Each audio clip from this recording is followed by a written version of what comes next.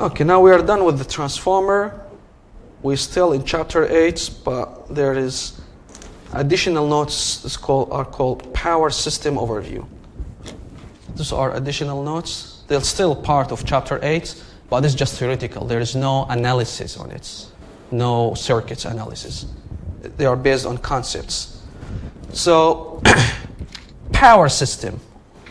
When we say power system, this means the electricity connection that will be used, or the electricity network, to supply our loads, the loads. It will supply the residential area, it's supplying the industry, anything that's used to power up the devices. That's why it's called power system, for powering up. However, there are other systems like communication systems, like wireless communication. This for use for, like for example, cell phones, or wireless communication like radio, AM, FM. There is a wireless communication like satellites. There's wireless like Wi-Fi, Bluetooth, etc. These are separated from power system area. So power system area, again, anything to power up the devices. Just to power up the devices. And we know the waveform of it, which is sinusoidal, cosine wave. We know the frequency, 60 hertz or 50 hertz. We know what the voltage should be, 120 volts, 240 or 220, etc. So we know everything about it, but we need to make sure to regulate this. So it looks like, again, that we have a water and we need to supply the water for all of the areas, like industrial loads or residential areas, etc.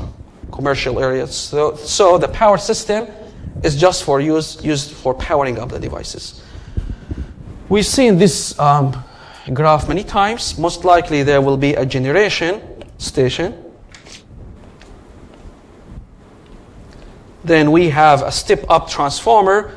The main reason for step-up transformer is to convert the medium voltage that's being generated from the generators to be high voltage. Why we need to have high voltage? Again, because we need to make sure the losses will be as low as possible, and the larger distance, the higher voltage we need. Then we have transmission lines with multiple different ways of voltages. We have 138, 230. Those are associated with high voltage, while 345, 500, 765, those are associated with extra high voltage. And there is something called ultra high voltage, which is higher than this value. It can be 1 megavolt. All of these values are in kilovolts. Then, when we go too close to the power or close to the load, we need to have a electrical substation that's convert from high voltage to medium voltage. Then we have the power lines, and instead of being very large towers, it will be as these poles, very small poles. Will be in medium voltage. And these medium voltages are basically, this area is called sub-transmission, because we are not supplying the load yet, but we are going very close to the load. Therefore, we have a medium voltages. Then in medium voltages here, I think many of you are familiar with these utility poles, small poles. We already have many of them here in Auburn. Then you will see, in order to go to the distribution system, go very close to the load, it will go to another substation that's called distribution substation. Then if we have industrial loads, it will go, this distribution substation will be inside or very close to the industrial loads or in the industrial factory. When, as I mentioned here in Auburn, I mentioned this many times, we have multiple of distribution substations. One of them very close to the stadium. There is, like in Auburn, there is one at Dean Road, and I think there is one at Sanford. So there are multiples of distribution substations here. All of them, you will see these large towers going inside these substations. However, inside Auburn, we couldn't see this, or maybe in Auburn downtown area, we cannot see these poles. Why? Because all of them will be underground cables. When it goes to very close to Auburn's area, it will be underground cables. And you can notice this by looking at Magnolia Street. When you see very close to the business school, you will see these large towers here. Then after that, they will disappear. What's going on? There will be underground cables. So they made the border lines when they invented this there, which is, I think, in the interconnection between North Danhill and Magnolia Street. You will see these towers. After that, these towers disappears again because there will be underground cables. Then they will go underground cables to the substations that we see in Auburn University. Then we can convert this sub-transmissions or these very medium voltages to be low voltage. Then these low voltages will go to the inside Auburn University, like to the different buildings in Auburn.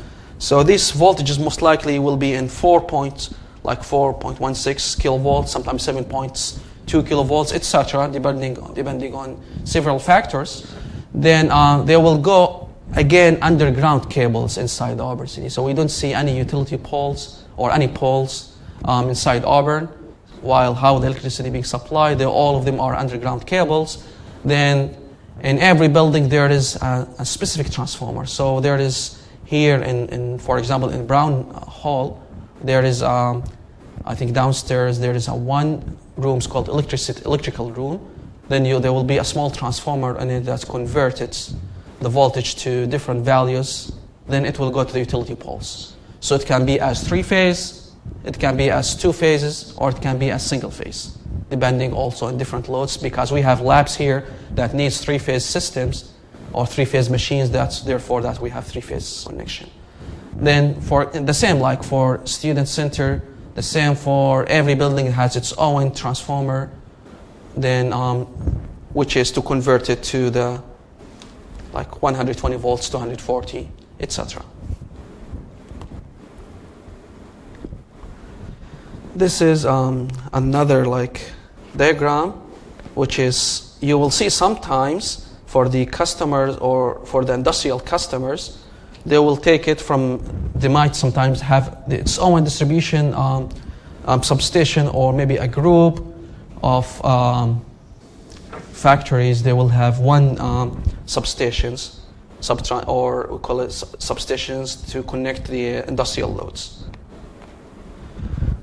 Okay, right now, the current power system, it's called unidirectional power system, which is we are generating the power using fossil fuels. Then it will go one direction to supply the loads. So we have generation, transmission, distribution. Then recently, many of you are familiar with renewable energy. So this renewable energy are basically you can generate power from photovoltaics, from wind energy, from ocean energy, from hydropower. So there are several types of renewable energies. So with this renewable energies, I can sell electricity to the utility, which means I don't need sometimes to take power from the utility. Sometimes I can generate power, supply my home, then if I have extra, I can sell it to the utility during the day. For example, if I have photovoltaics, I can sell this to the utility. Then during the night, there's no sun, I will purchase power from the utility. This means I will have a bidirectional power. This bidirectional power, or this was something we call it the future power system, this or the like the inventing of renewable energy makes something or makes a revolution in the power system, because it used to be one direction. All of the meters, one direction. Now we have a bidirectional meters or bidirectional power flow. All of the protection devices are in the past were programmed based on one direction. How about if there is reverse direction? What will happen? That was create a lot of challenges in the power system, and there are still a big challenge in the renewable energy. So the future power system is we have a solar cell, you have renewable energy, so there is a bidirectional power flow. You can uptake and give. And when you have also the fuel cell, you have energy storage, you have also the trends to have electric vehicles, then you can use all of these to contribute into the power system area. So when your electric vehicles that you have is like parked, you can sometimes, the electricity markets, sometimes during the peak period or during, for example, at noon around the 12 p.m., this will be the highest demand. During the evening, it will be low. So the load demand, most likely for the power, is fluctuates. There's one peak and another peak. So the first peak will happen at around 12 p.m. The other peak is happening around maybe 5 or 6 when we go back home and start cooking our dinner.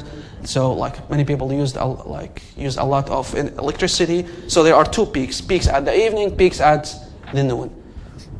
So during these peak periods, most likely the generation will be very expensive because we are consuming a lot of energy. Then there is a future trend. If you already have your electric vehicles and being parked there, then if we need a lot of energy, why don't we use some energy from the electric vehicles that you have, like from the battery storage there, to use some during this peak period, then we can reduce the cost. After that, when the load will be low, you can recharge your vehicle. So how about using this? And there are a lot of research about it, which is using your electric vehicles to supply our loads. It's not only yours, everyone electric vehicles. And there is also a future trend about the electricity. So there is a problem in the electricity. It's not like the water. You can store the water in something and that's it. There is a problem in the electricity, which is in the storage. The storage, someone can say, how about the batteries? The batteries can store the DC, not the AC. In order to make a storage, we need to convert the AC to DC, then make your own storage. Okay, we can convert AC to DC easy using power electronics. And that can be fine, that will be great, working efficiently. Okay, but there is sometimes we are worrying about the cost. The batteries cost are very expensive. And the lifetime of the battery sometimes can be 10 years. So maybe if we are connecting a lot of batteries, this makes a very expensive cost. And maybe this will not make a great benefits. And there's also an environmental effect. So if we have a lot of batteries, this will affect on the environment as well. So the batteries sometimes are not good, efficient, or they are good actually, but they are not efficient to make the power system very stable. So if we have extra, we can store it easy. It's not that easy. There is another option, using like the dam or like the hydropower. So you need to like connect the water, make the water, or you have like upper water storage and lower water storage. So you will, if you have extra energy, you will move the water from the bottom to go to the top. Then when you need to use the energy, they will go down.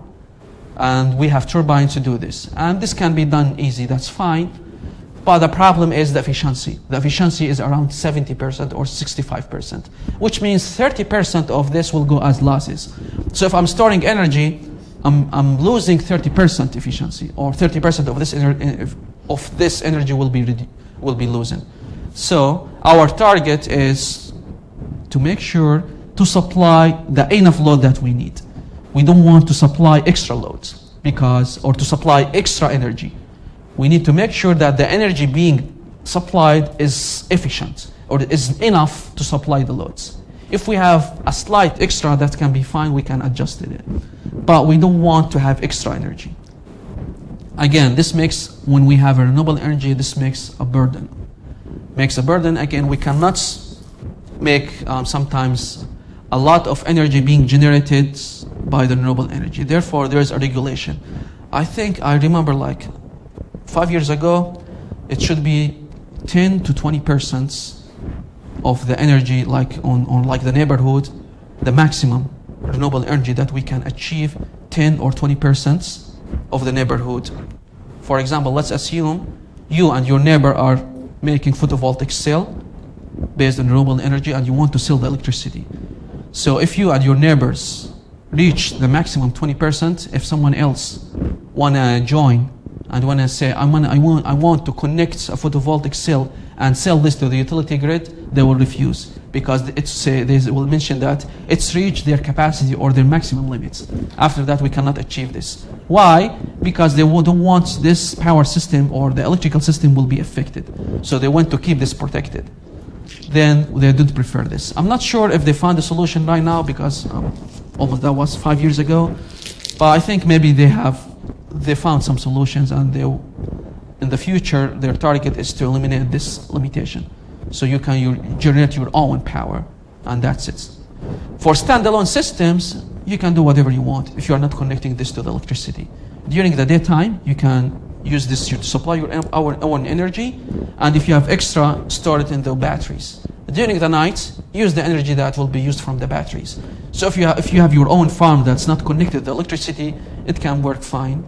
That's fine. But if you are selling power, there are some limits, there are some challenges about it. But the future trend, again, is to make it 100% to supply the utility. Then for some challenges happening for the photovoltaic cells or the solar cells, if the weather is intermediate clouds, or sometimes cloudy, sometimes sunny, or there will be partial shade in the photovoltaic cell. This will make a big drop in the voltage, and this will make a lot of challenges into the utility. This will make it unstable.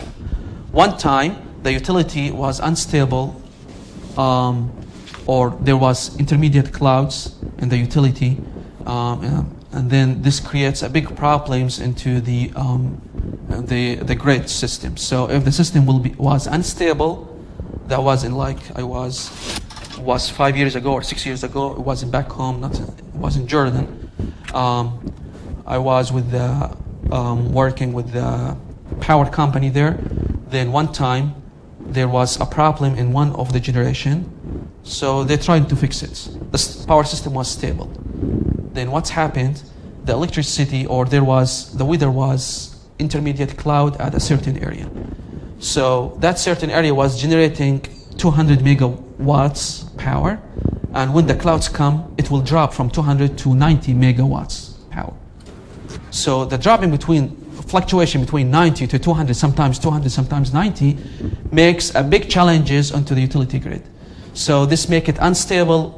We already have some problems we are trying to solve, and we got another problem. What should we do? Then they take a command, or they make an order, is to disconnect this renewable energy until being the power stable, to make the system stable. So we disconnect the power utility, or the photovoltaics from the utility, make sure everything is stable. After that, we reconnect them. And this costs some money, of course.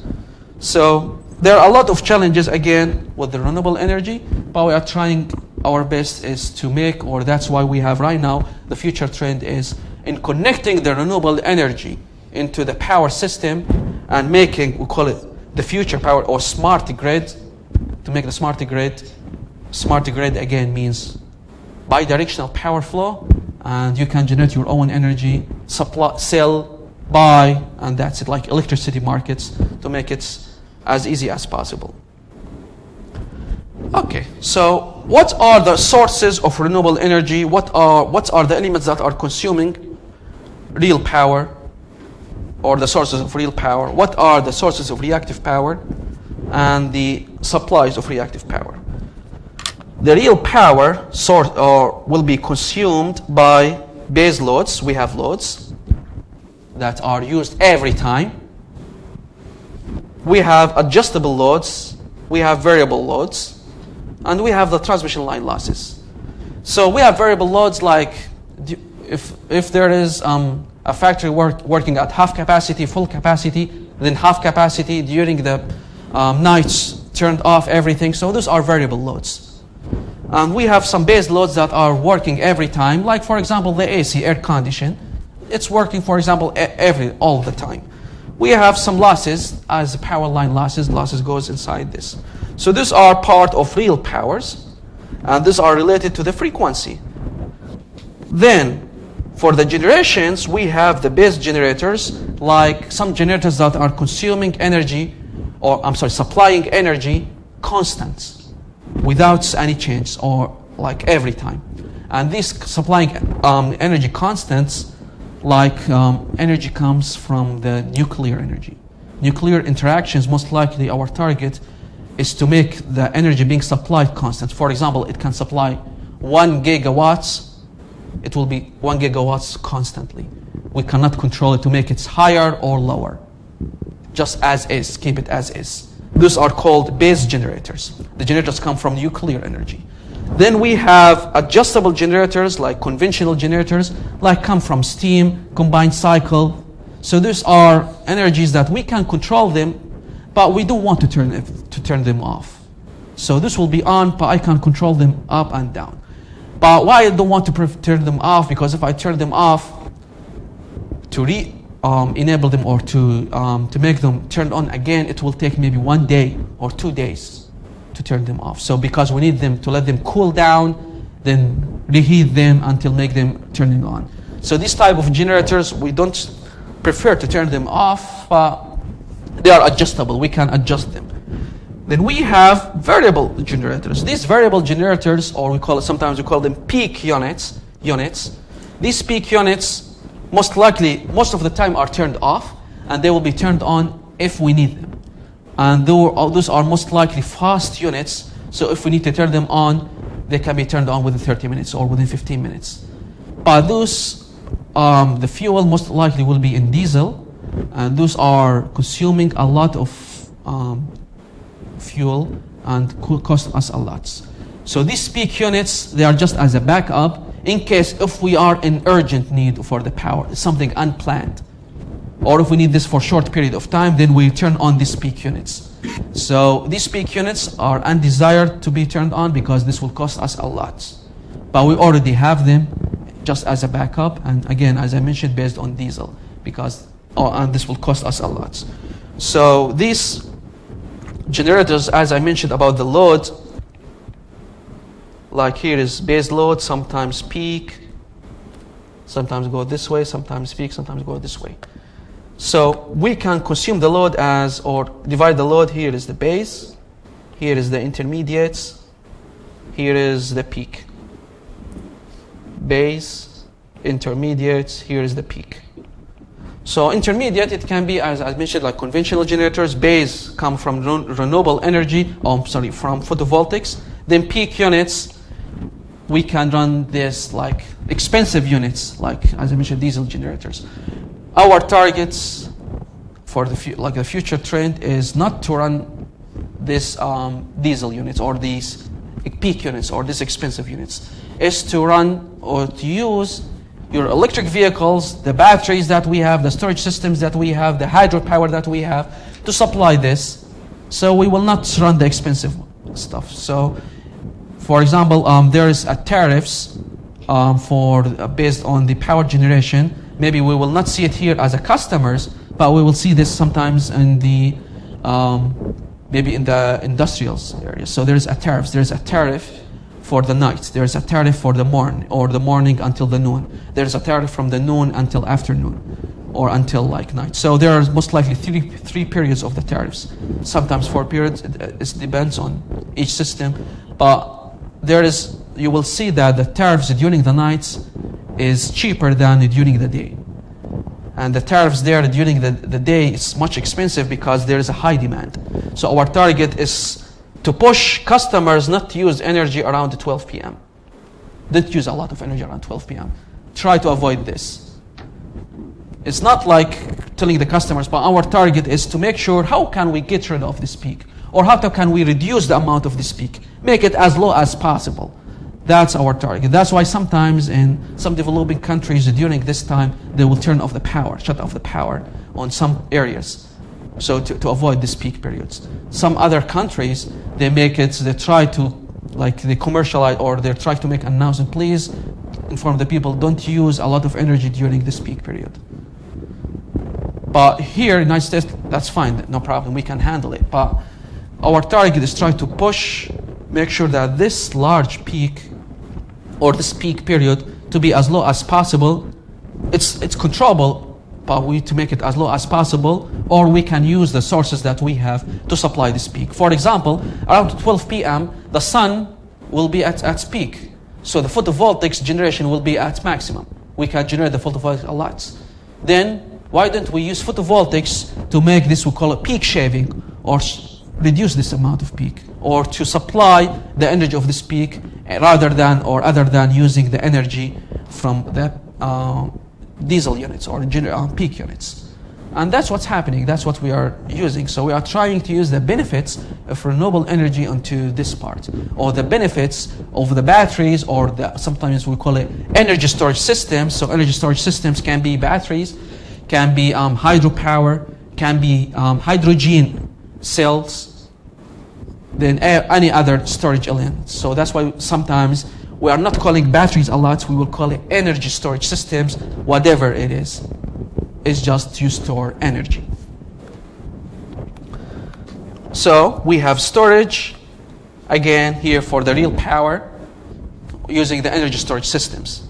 However, for the reactive power, there is no energy storage. So when you store energy into the battery as DC, this will be only real power, not reactive power. What are the elements that consuming reactive power? The transmission line inductance. There is an internal resistance of the transmission lines. The inductive loads. Some loads are inductive. For example, when you have a transformers, when you have an adapter that converting the energy, or like even your cell phone adapter or charger has its own inductance. Your laptop charger has its own inductance. Your refrigerator has its own inductance. And we have the motors and generators. So the motors are also have their own inductance, consuming a lot of inductors. Therefore, the vast majority of the loads are called RL in loads, which is resistive and inductive loads. That's the future, or that's the trend, or the overall loads are based on resistors and inductors. Then, for generation, the loads using line capacitance. We have switch capacitors, as we mentioned earlier, for improving the power factor or generating reactive power by using switch capacitors. Then we have synchronous generators or condensers. Then we have some generators that can generate reactive power. So they can, we have some generators, or especially synchronous generators, they can generate both real and reactive power. And this can be very good advantage for us to supply the reactive power, in addition to the capacitor banks that we have to supply the reactive power. That's why sometimes in some electrical substations, they have some capacitor banks, large electrical substations, high voltages or extra voltages. They have capacitor banks because sometimes there is a large demand of reactive power. Then they turn on these switches, capacitors, to turn on to supply the reactive power. However, we have something called VAR, or compensator, static VAR compensator. We have some tools that can be either consuming or absorbing reactive power, or supplying reactive power. So you can control it to consume reactive power, and you can control it to supply reactive power. All of these are very advanced topics, but I'm just telling you this for your information. While this is just, this will be teaching in several courses. Then the reactive power, it cannot be stored, but it can be absorbed or it can be supplied.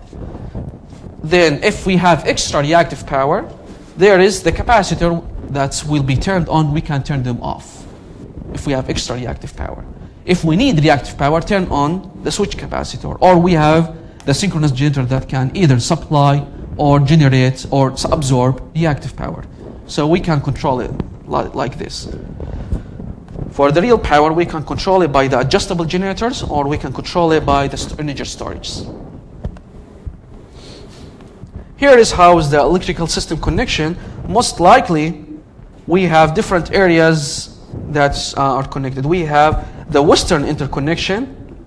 Here is the United States map, and we have the Western interconnection here. We have the Eastern interconnection. We have the ERCOT, which is with Texas. We have Eastern, Western, ERCOT with Texas, and we have Cubic that's connected northeast with Canada, with Cubic, Canada. So we have almost 4 electricity interconnections. Most likely, the Eastern interconnection is 63% of the electricity in the United States. The Western, 28%. Texas, 5%, and Cubic, 4%. So we have 4 electric interconnection systems. So we have 4 major companies or 4 major sectors of the electricity. Then they can be coordinated with each other with some connection points. But most likely, these 4 are isolated or separated, but there are some small interconnection between them. So what's governing Western interconnection is different than what's governing Eastern, what's governing Texas, what's governing cubic. So if there's something wrong happening, for example, with Western interconnection, we can isolate it, then we will not have a completely shut down for other areas. So by looking at the what's most likely the power being generated in each area, we will see that the red color is associated with gas. So most likely the gas are a vast majority of Western, Eastern, and Texas. However, look at the hydro for the blue. You will see some part of it in the Western. In the Eastern, not a lot of hydro. In the Texas, almost none or very few. However, in the cubic, the vast majority is based on hydropower more than the gas. Look at the coal. You will see in Western area how it is. In Eastern is very a lot, is 1/3. And in Texas, we still have, while in the cubic it has less amount. Look for the solar. You will see the solar start to growing more in Western area because there is a lot of sun. In Eastern, not a lot. Even here in the South, we should use the photovoltaics because we have a lot of sun here. But we are still growing.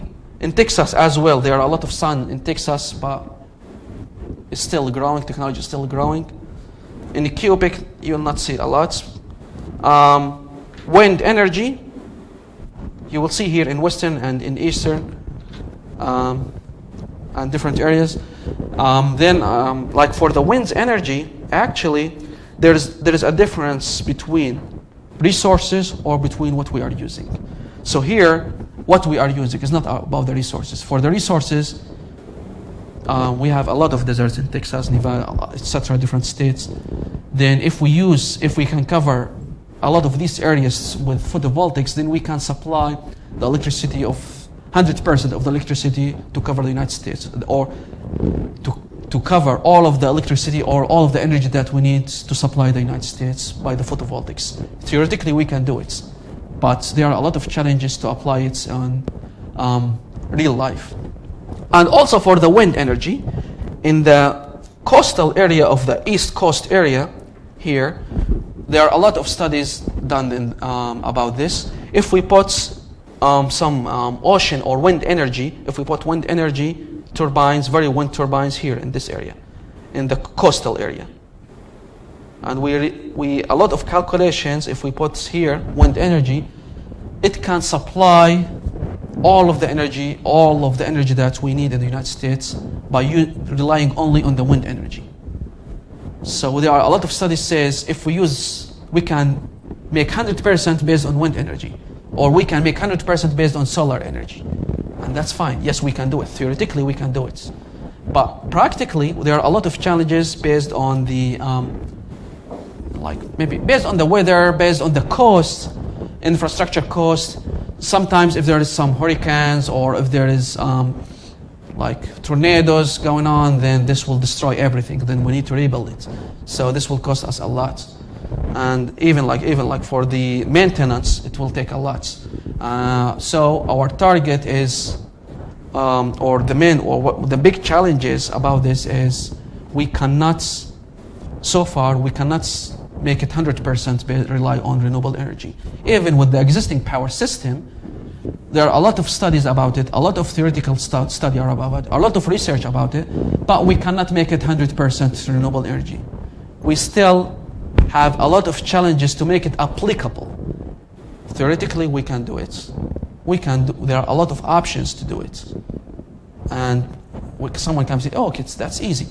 I can put solar cells in Texas and Nevada. This can cover the energy. Then we don't need to use any of fossil fuels. Yes, theoretically, yes. Or we can use wind energy at East Coastal areas, and that's it.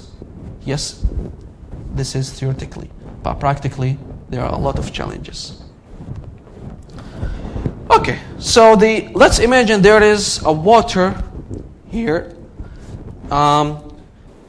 Here, these fountains to supply, or we can say those are generators to supply the loads. And here, those are our loads. We are consuming loads. then the depth is related to the frequency. What's the point of this? If we have extra generation, the frequency will be higher than 60 hertz. It can be 60.01, 60.02. So that's why in control panel of the electrical system, there is a frequency meter. It will be in very large display, the screen display. You will see here's the frequency, here's the voltage.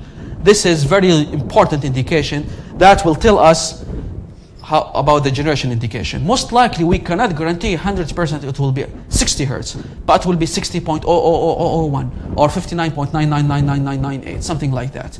Our target is to keep the frequency within this 60 or to keep the depth constant. So I'm adjusting these water supplies to make sure that the depth will be constant. And however, for the loads, I don't have I monitor the loads to make sure the depth will be the generation will equal to the load will be consumed. So that's my targets. So we need to make sure the frequency normal range between 59.98 or 60.02 hertz. If the frequency will go higher than 60.02 hertz, this makes we have extra generation. So what will happen? The protection of the generator will work. This will make one of the big generator units will be turned off. So we need to take an action. So we will not sway at this point. That's why we have a lot of people that are we have a lot of engineers monitoring the electrical system 24/7 to make sure that there is 60 hertz has been achieved. If it is higher than that, they will need to make some adjustments. If we see some out of control stuff, they will call by phone, like the electrical, the substation or electrical generation power plants, and say, we have a lot of generation, please reduce your own generation. If there is something happening or other than more than that, then they will say, we need to turn off one of these generation because we have extra generation. How about if we have a lot of loads? If the loads are higher than what we expect, then we see the frequency dropping. What we need to do is to there is some elements that connected automatically to adjust the generators to increase the generation. But in case if there is a large demand and this out of control, or then the power control panel or the control room of the electrical power system, they will call the generation power plants, come on, increase the generation. If they cannot do that and they need something urgent, let's turn on the peak units. If of these peak units we cannot do that, if there is everything out of control, then we need to make something load shedding, which is disconnect some loads because we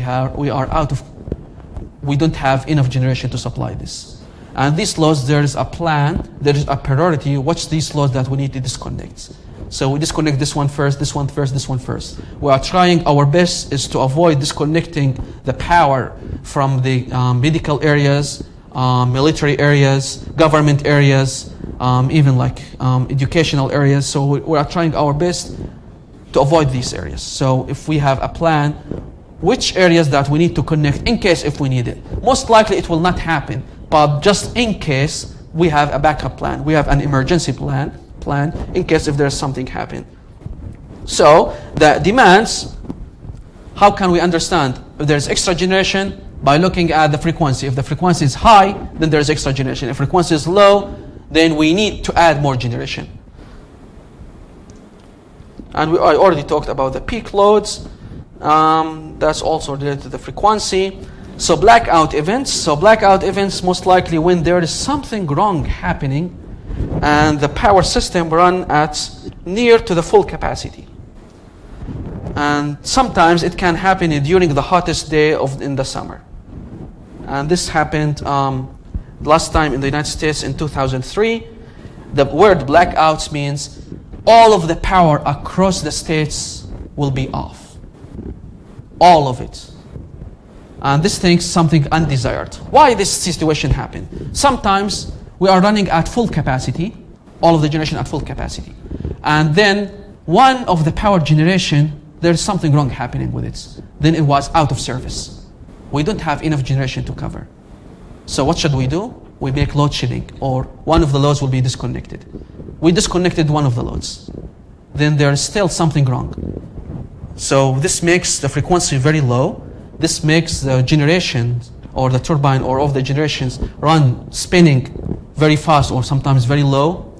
This will make it, will affect into the generation. So we don't want this generation to be ruined or to be, will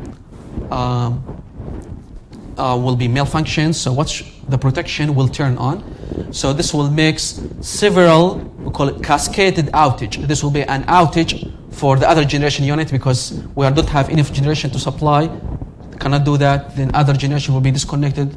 This will cause cascaded outage. If the control loom cannot control it, or sometimes it can happen so fast, this will make a lot of power lines disconnected. We need to disconnect a lot of loads until reaching to the point everything will be disconnected. This is called blackouts. So if we cannot control it, if it is out of control, this will cause it to several states. If, for example, there is an outage happening in Alabama, maybe it will cause to Georgia, then go to east, southeast, then go to south, go to west, mid, then all of this will be go until the whole states will be turned off.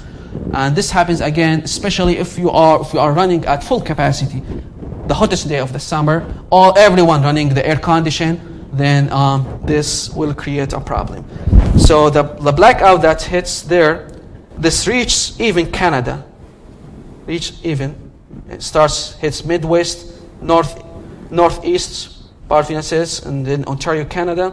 This makes everything, the power off, and costs around 4 to 10 billion US dollars. And it takes some customers 4 days to get this back, to get the power back. So most likely for the power, we have a plan if there is any blackout events happening. If there is any blackouts, the first step is to, if everything was off, to run the peak units, the fast units, we call it the diesel units or the generator units. Then we will supply the power, the first point after everything is off, to the hospitals, to the medical areas, to the militaries. That's our first priority. After that, we will try to turn on the intermediate power units. Then we have like some priorities, like for example, the cities more than the urban areas. Then for example, depending on like the capital city more than other cities, and so on. So then we turn on step by step until making the generation go step by step to reach a certain point. Then it will take some time for recovery. As we see here, like it takes around 4 days for recovery. The blackout events can happen in different countries. For example, in November 10, 2009, it happens in Brazil and Paraguay. And there was a heavy rain and wind caused 3 large transformers to short circuit. This is the main reason, then this makes the whole blackouts. Then in India, 2012, this makes overheats, like increase the usage. We have a lot of demand, but there's not enough energy to supply. Then it makes blackouts. In New York City, 1977, there's a lightning strike happening there.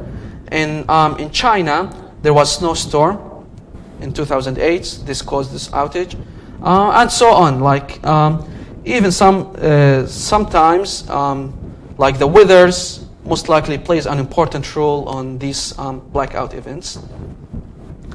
I think this. So like the cost, you will see the cost will be very high on and the longer duration, the higher cost. The larger number of affected people, the higher cost as well. So our target is to avoid this. A lot of research used to be done after blackouts events happen. And we did a lot of improvement. Therefore, nowadays, it's very seldom to hear about the blackout events because we've learned a lot. What's the main reason?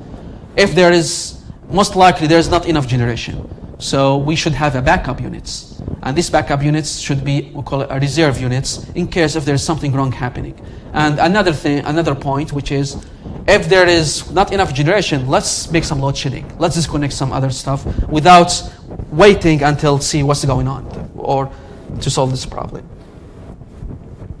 Okay, about the fuels right now, or like, I'm sorry, this may be all data in 2010, around 70% of the US electricity based on fossil fuels, 20% in nuclear energy, 10% from renewable energy. I think now, of course, it's more than 12 years about this study, so I think now it's more than that. The renewable energy is more than that.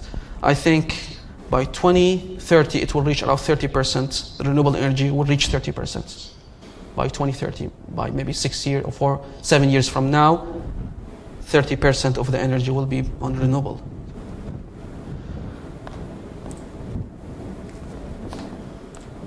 Okay, so we don't have enough time. So 3/4 of the U.S. electricity goes to residential areas and commercial buildings.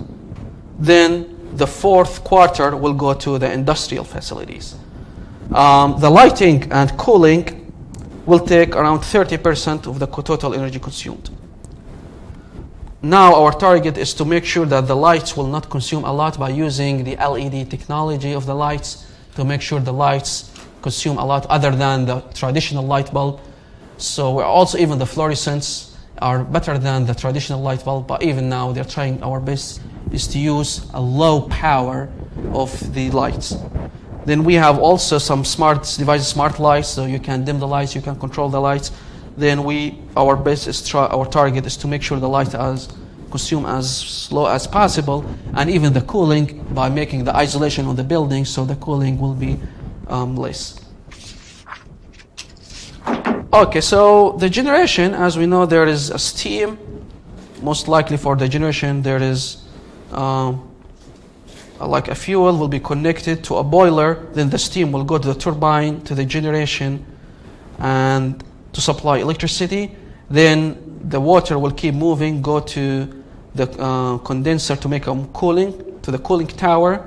Then from cooling tower, it will go back to the fuel to reheat and so on. So for the steam electrical power plants, I think if you're in mechanical engineering, you will be familiar with this, or maybe you will take it in the future. And then there is different types of power generation, like single cycle, simple cycle, and there is a combined cycle. This is not our scope today, but here just I show them for demonstration. So this is the end of chapter 8. For the